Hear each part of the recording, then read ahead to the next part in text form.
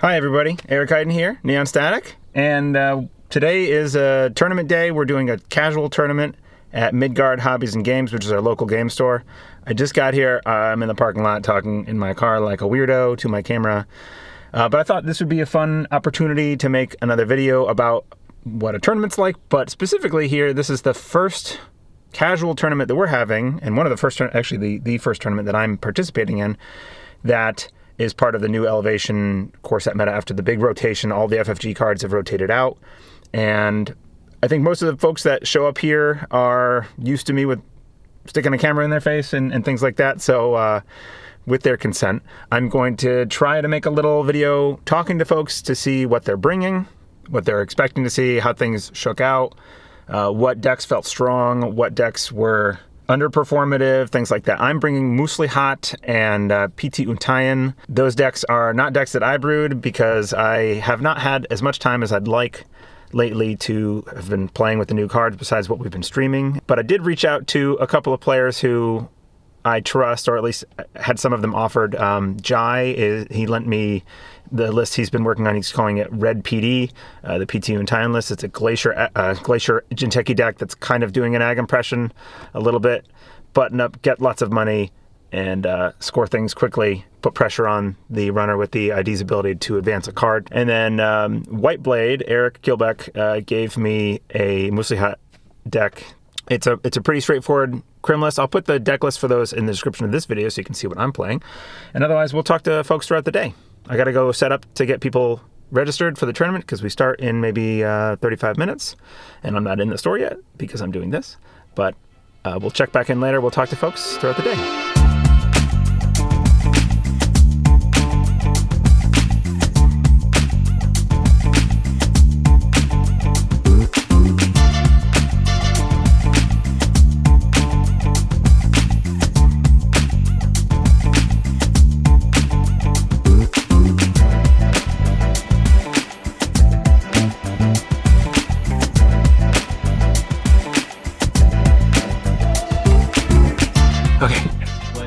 Kevin. Hello. Hi. What'd you bring? I'm bringing Essa, an attempt to rebuild Essa after Lamb is gone. It's mostly just reg breakers and some other stuff. The breaker suite is so awkward now for everybody. Like, are you doing your reg breakers, you said, just like buzzsaw kind of things? Yeah, buzzsaw, revolver, and then Begabit. Yeah. Seems important. Yeah, I'm just sort of trusting that like there's enough other shenanigans in there. So there's some botulai, there's a crew or two or something like that. And I just think that like I don't know specifically what I'm going to get and what's going to get knocked out of my hand. Yeah. But I assume there's enough tricks in there to make something happen. Have you been playing much on JNet? Just a few games. Yeah. What have you seen out there between that and like your locals? You're from Mass, you're the Boston. Yeah, so I missed the last meetup, so unfortunately I haven't actually gotten to play this in person yet. Nice. Okay. But the Nick's here. It's been fun online. Cool. Yeah. So what's the worst matchup for you for that you've run into?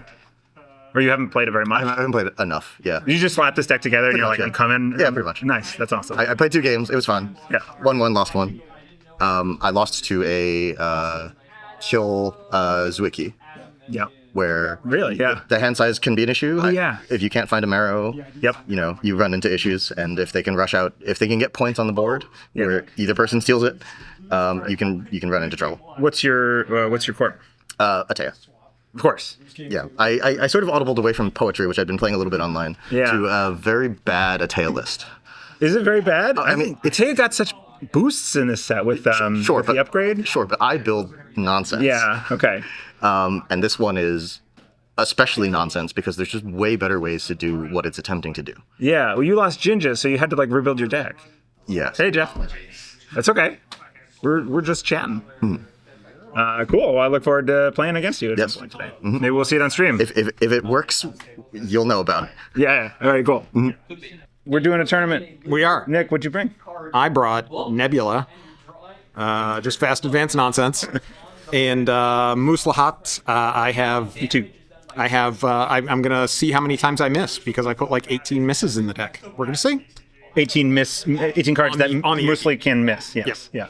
Is it Musli Hot? Musli Hot? Musli Hot. That's what Musli Hot. Sure. That's what I'm saying. Musli Hot is what I was Until saying. the pronunciation guide comes out, that's what I'm saying. There we go. Yeah. We've got, if you think that's painful, tell NSG to put out the pronunciation guide. No shade, NSG, but we would appreciate it. We've got 9 players here. Quiet Store. We're starting momentarily. Somebody's going to get the buy. Draw this turn. Can you see it up there? Yes. You probably can't see it. That's our list. We have no repeat Jintekis. We've got an Atea, an Alco, an RH, and a PT Untayan. We've got a couple of Built to Last, PD, Okay. Nebula, and Poetry. Jeff on Poetry. Baz, 2 Muesli Hot, 3 Muesli Hot, 1 Magdalene, Lat, Dow, Essa, and a Rio. So like NBN. a lot of color here. So that's very exciting. So I've already taken top NBN. nice. Yeah, we got that going for us. We get an extra prize for you in there. That's how it works. Okay, so we're gonna get started and we'll check in through the rounds. All right, bye. All right. Enough. We just played a game. To install like 4. It was They won. I won. That was. But my Muesli Hot Matryoshka deck has a big problem with Samak Samoon, which like I knew going in ahead of time, but this can't be broken by AI breakers, and I have no fractors in the deck. So this came down on HQ like really early, and I had to let it fire I think twice throughout the game. 3 times. Is it 3? Yeah. I took 9 net off of that just so I could like do anything with HQ. So that was good. But you were trying to do like a kill thing that you raised a snake You didn't have a way to Yes, I'm get trying to do something extremely dumb. with IP enforcement, everything you IP need. enforcement. orbital superiority. I didn't even register it when I saw this card. Yeah. Like oh that's not normal. Moonpool. Oh my goodness. What's the combo? Do you have an And a touch up. And this is all after they've hit a And a party. Cloud Eater. So you take 2 tags off the Cloud Eater. Usually 4. Why 4? Very frequently, Cloud Eater is a 4 tag face check. Oh, because it gives the runner 2 tags. Yeah. Yes. And strength 6. I had a fully charged loop, so that was okay. Yes. But what's the combo? So 4 tags If they are on 4 tags, you can steal back an orbital I was trying with to IP enforcement. with IP enforcement. Yeah. You can touch ups if you need There's a bunch of to. different ways. Score it out with Sort that Moonpool. in here. And then kill them And kill them with orbital. because they have tags. Yes. And then you do 4. Yes. And they've already probably taken some net damage off the Cloud. So you're like kind of banking on hitting this Cloud pretty hard. Even if they're on 5, you can touch ups to get below 5. That's true. Yeah, no, no. Okay. Yeah. You can put their events under. Yeah. You can also just fast advance an orbital from hand if they end up tagged at any point. And your Cloud Eater can go in archives and And you can boop somebody into it. you can boop them with appropriate indication. Yeah. appropriate indications. Yeah. That's cool. Like, That's there's fun. a bunch of stuff that can just It's not pop off for good, and also like all of this is way less influence than, or more influence than end of the line, which is just Yeah. significantly Yeah. easier. Well, if you manage to do this today, please let me know. All right, we'll do.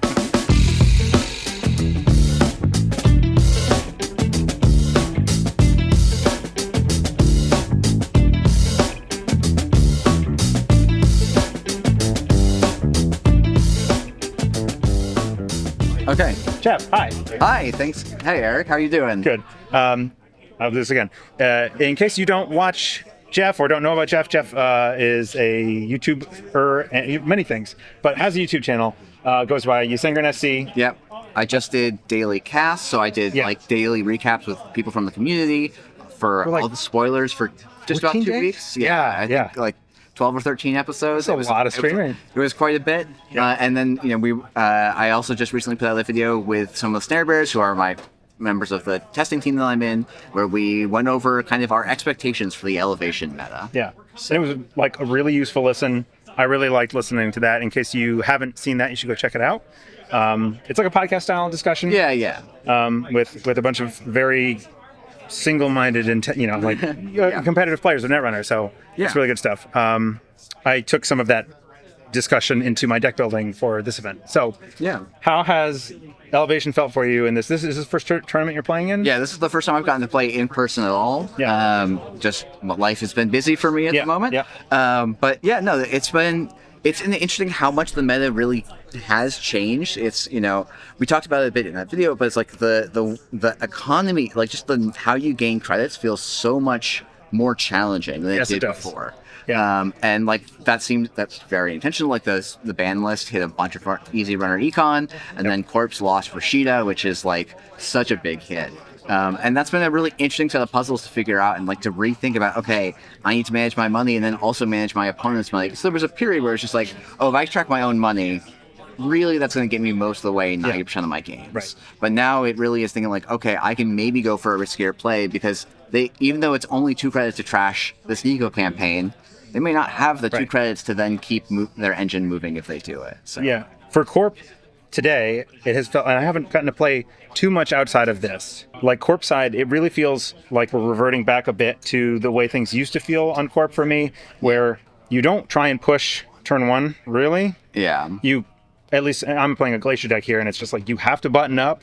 Yeah. All these criminals want to take your money away from you, and you got to like slow down a little bit and have a few setup turns. So the game has slowed down from, in my opinion, by like a couple of turns. So yeah. That's good. I like that. It was sometimes like you didn't mulligan right and the game was over. Game's over. And it still can be tough with getting. I had a game today where my Glacier deck, I drew like 6 cards for like 4 turns and couldn't find a second piece of ice. So that still happens. But I like the way that that's trending. I don't know, is that like a good thing or a bad thing for you? I think it's a good thing. I think it's going to be a change, and we might find that there's other challenges with the meta. I think there's some indication there's a couple decks that are maybe a little bit scary to watch out for. But I think it's going to be interesting evolution, and like one of the things that I'm sort of expecting.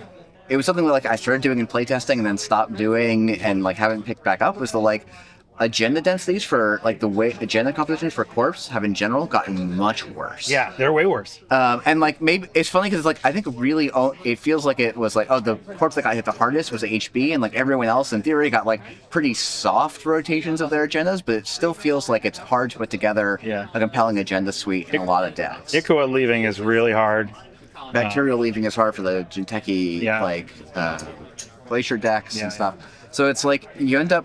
The agenda density ends up being much higher, which as a corp, like eats into your slots that do other things, and they eat into like, they just make it so the single accesses do actually go up in value a bit for runners. And like I have won and lost a lot of games already to just like singling with determination and dedication. Yeah, I was doing a fair amount of that. So when you said there's a couple decks to look out for, do you have something in mind that you're like thinking of? Like, I think there's a couple of asset decks. Alco is probably the big one that people are aware of. That's doing a ton of damage right now. I got to play. I lost to it in the tournament today. Then I got to play against it again, and it was like, okay. In both games, I felt like my runner was starting to get in control, and it was like it was a perfect line in the first game that I actually lost. It was like a credit click damage perfect line to kill me. Yes, and it was like. I also had drawn pretty badly. Yep. And then the second time we didn't. So not unbeatable. It was not unbeatable. Yeah. And the second time around, I actually felt like I was ahead. Yep. But we just, we were playing it in the slack time and didn't really have enough of it. Right. I played against it twice as well. Lost very quickly in the first time. Yeah. Because I didn't understand how, what's his name? Jean-Baptiste. Fat Jean-Baptiste. Works. I didn't realize that it was on steel as well. Yeah. And that it was, quite the numbers until it happens, and then now I won't forget how that works. Yeah. I think I got flatlined by a Sting John Baptiste Reaper credit perfect line, and it was like, all right. Well, in my case, I was also installing a what's the HQ steal a credit meat damage cybernetic. Panweave. Actually, I installed a Panweave, took the meat damage, then took 3, and then I was like, and then I died. Yeah.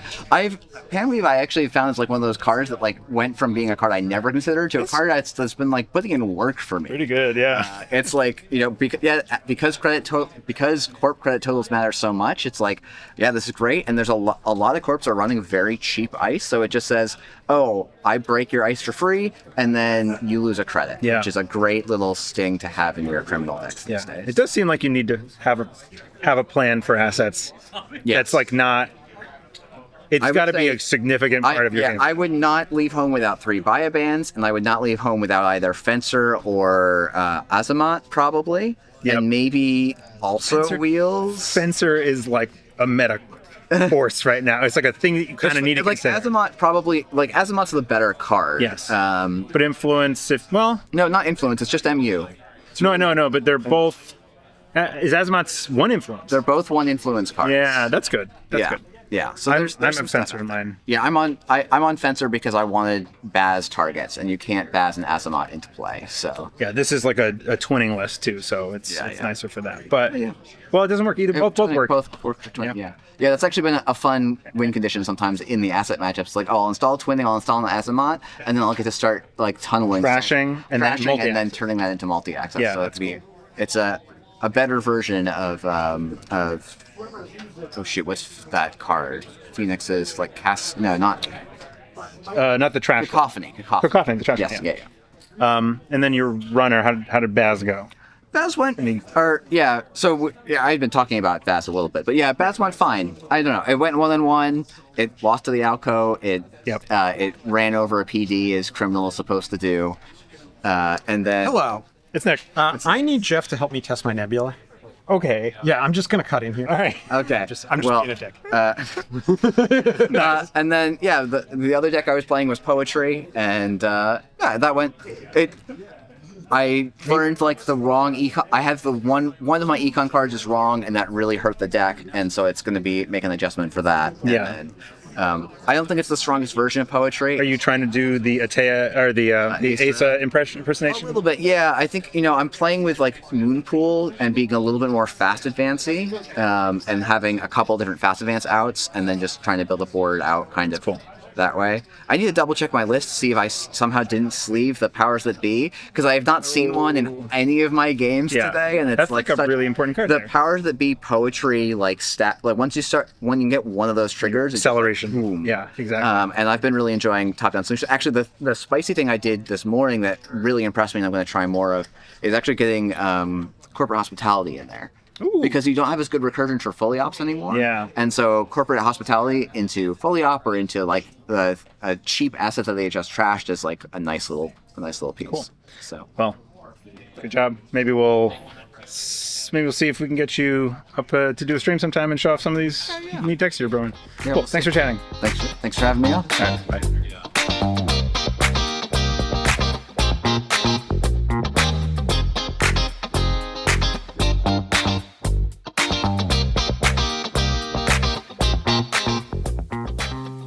Okay, we finished the tournament. Some people have left.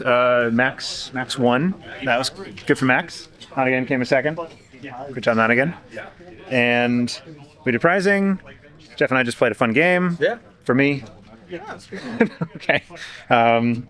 And yeah, we had a really nice time playing Elevation cards today. If you haven't tried out the new set, you should check it out. There'll be a link in the description of this video for where you can buy them from NSG. And yeah, go out and check out your local events because they're a lot of fun. Run with your eyes closed. See ya.